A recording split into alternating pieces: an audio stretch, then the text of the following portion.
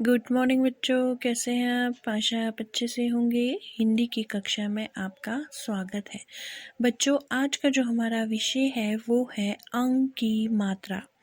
आज हम एक और मात्रा पढ़ने जा रहे हैं जो है अंक की मात्रा।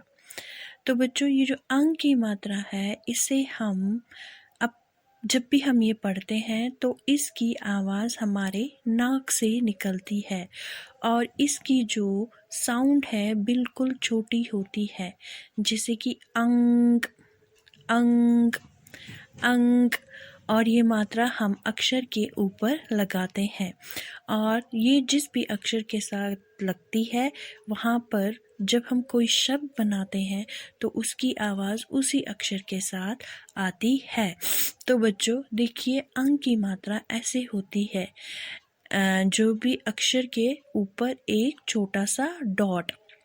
ठीक है बच्चों, समझ में आया कि अंक की मात्रा कैसी होती है? अंक की मात्रा एक डॉट जैसी होती है और ये हमेशा अक्षर के ऊपर लगाई जाती है, ना तो अक्षर के दाएं बाएं ना ही नीचे। ये हमेशा अक्षर के ऊपर लगाई जाती है। तो चलिए बच्चों, ये जो अंक की मात्रा है ये हम हर एक व्यंजन के साथ लगाकर पढ़ते हैं। तो सबसे पहला हमारा अक्षर आता है क।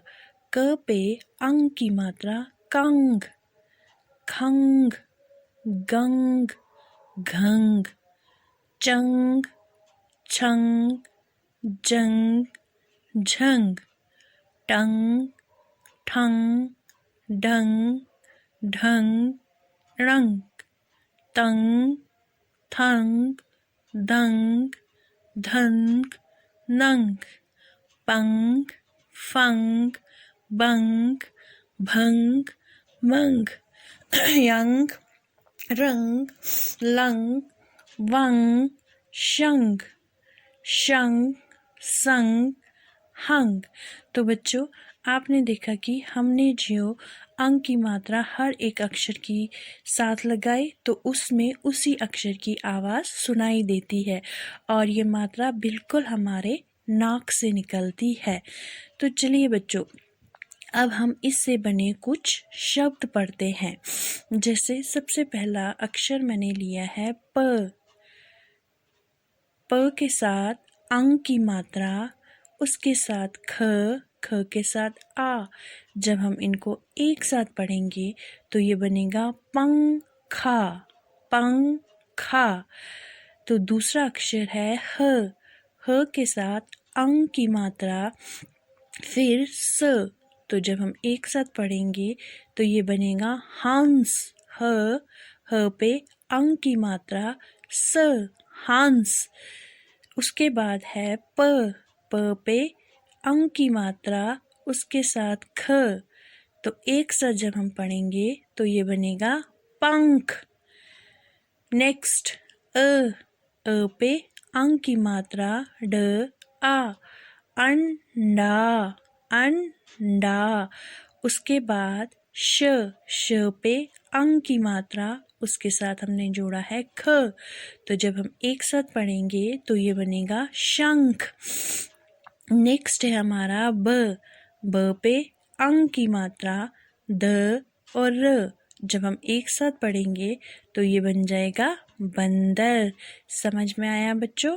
चलिए, अब आपके लिए अंक की मात्रा को अच्छी तरह समझने के लिए हम आपकी पाठ्य पुस्तक से एक हमने छोटा सा पैराग्राफ लिया है जिसमें अंक की मात्रा का प्रयोग किया गया है। कुछ छोटे छोटे वाक्य हैं जिनमें अंक की मात्रा का प्रयोग किया गया है। तो बच्चों, ये जो पैराग्राफ है इसका विषय है बंदर वाला। तो बच्चों देखो, ब पे अंक की मात्रा द र, तो बन गया बंदर। व आ ल आ, बंदर वाला। बंदर वाला आया है, उसका नाम गंगा राम है। बंदर के गले में एक माला है, गंगाराम कंधे पर एक झोला लटकाए है। बंदर बहुत चंचल लगता है। गंगाराम ने उसे डंडा दिखाया। बंदर डर गया और सुंदर ढंग से नाच दिखाने लगा। सामने एक मंदिर है। मंदिर के अंदर पंडित जी ने शंख बजाया। शंख की आवाज सुनकर बंदर इधर उधर देखने लगा। अंशु बंदर को तंग कर रही थी। पंडित जी ने कहा, अंशु बंदर को तंग मत करो। दीपक कंजूस मत बनो। उसे कुछ खाने को लाकर दो। तो बच्चों, हमने इसमें जो भी वाक्य पढ़ा उसमें अंक की मात्रा का प्रयोग किया गया है। तो बच्चों, चलिए अब इससे बने कुछ और शब्द पढ़ते हैं।